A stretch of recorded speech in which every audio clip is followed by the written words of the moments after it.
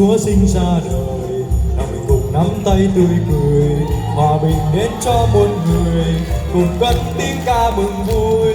Mừng ngày Giáng sinh an hòa, mừng hạnh phúc cho muôn nhà. Từ thành phố hay đồng quê, muôn nơi vui tiếng hát ca vang lừng. Đêm Noel, ta hãy cùng vui lên. Đêm Noel, ta đem lại sinh an hòa bình cho trọn thế. Đêm Noel, chuông vang lên, chuông giáo hiệu vang lên. Đêm Noel, ta hãy chúc nhau ngọt người. Mừng ngày Chúa sinh ra đời, cặp cùng nắm tay tươi cười, hòa bình đến cho muôn người, cùng các tiếng ca mừng vui. Mừng ngày Giáng sinh an hòa, mừng hạnh phúc cho muôn nhà. Từ thành phố hay đồng quê, muôn nơi vui tiếng hát ca vang lừng.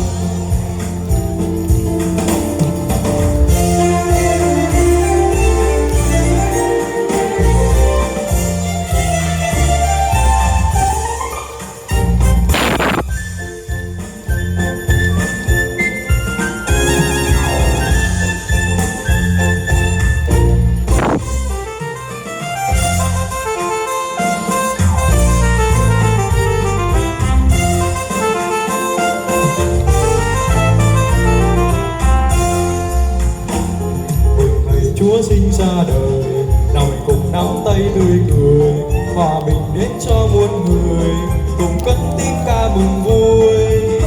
Giáng sinh an hòa, mừng hạnh phúc cho muôn nhà. Từ thành phố hay đồng quê, muôn nơi vui tiếng hát ca vang lừng. Đêm Noel, ta hãy cùng vui lên. Đêm Noel, ta đem ca sinh an hòa bình cho trọn thế. Đêm Noel, chuông vang lên, chuông giáo hiệu vang lên. Đêm Noel, ta hãy chúc nhau ngọt cười. Đêm Noel, ta hãy cùng vui lên. Đêm Noel, ta đem ca sinh an hòa bình cho trọn thế. Đêm Noel, chuông vang lên, chuông giáo hiệu vang lên. Đêm Noel, ta hãy chúc nhau.